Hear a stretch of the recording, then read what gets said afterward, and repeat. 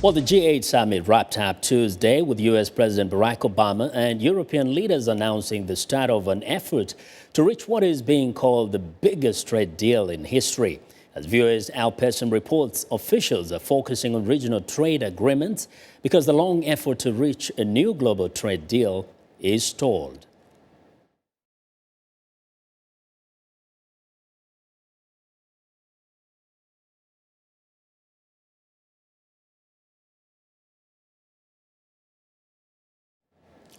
Well, looks like we have a little problem with our story there from Al Pearson.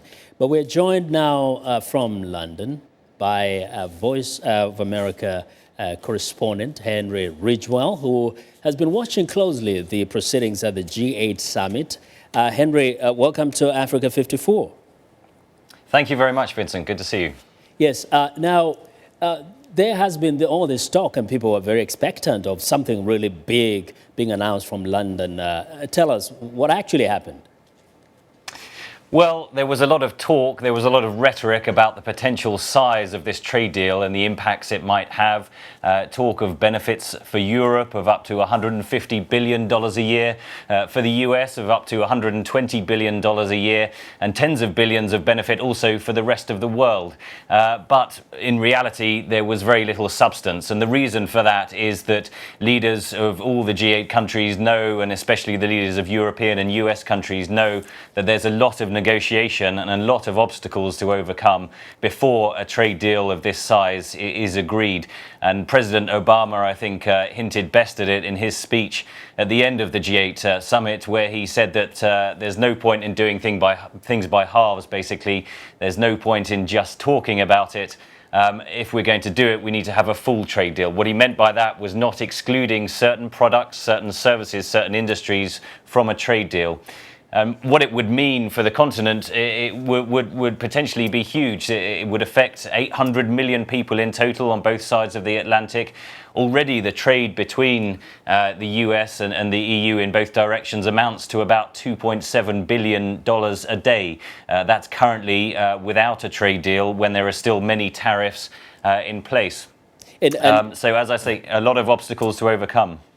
Some of those obstacles are a consequence of the global economic downturn that hit all these countries over the last 7 or so years? Yes, they are in part. I think some of them have been long-standing obstacles, and some of them will have become more intense, more problematic over the past few years of the financial crisis. For example, in Europe, the financial crisis, as we know, has hit very hard. Traditional industries like farming are struggling because people just aren't spending as much on products in shops. Yet European governments and the EU subsidizes farmers here in Europe to the tunes of billions of dollars every year. And if a trade deal was to be struck, they would have to take away the tariffs that currently exist on American imports into the EU. And obviously European farmers, a lot of them may disagree with that because that will open them up to far more competition and may even put them out of business. Now, that principle applies to industries and services on both continents. We look at, for example, the car industry. There's a growing appetite in America at the moment for European cars by makes like Volkswagen, Ford and so on. The American producers, as we know, have very strong trade unions who would presumably object as well to their markets being flooded with cheaper European cars, which may well have an adverse impact on the American market. So there's a lot of political decisions to be made. This isn't just about economics. These are really political decisions that will be made by elected politicians who may find themselves at the mercy of the ballot box should this come to fruition. Now, there was also a lot of talk about the multinational companies with tax evasion. They have devised ways over the years of avoiding paying taxes in the homeland. What was the consensus on this issue? Again, there was a lot of talk, but this is obviously a subject that affects our audience in Africa a lot because a lot of these multinational companies operate on the continent and they have factories and production lines there.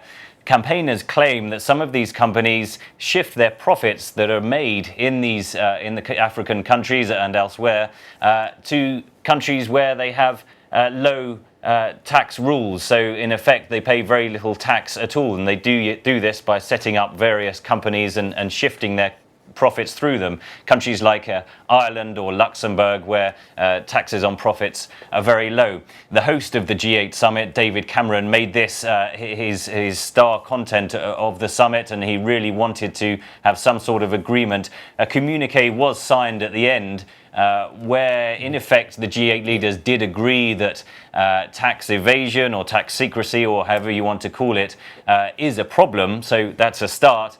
But it's, again, one of those issues that it's going to be very difficult to find global agreement on, simply because... Very quickly, was there any talk of the encroachment of China in this market? There was, but I think there would have been behind closed doors. But I think the leaders of the G8 are very keen to avoid singling out China without the Chinese there at the table. Right. Henry, thanks a lot. Henry Ridgwell, reporting live from VOA's London bureau. It's time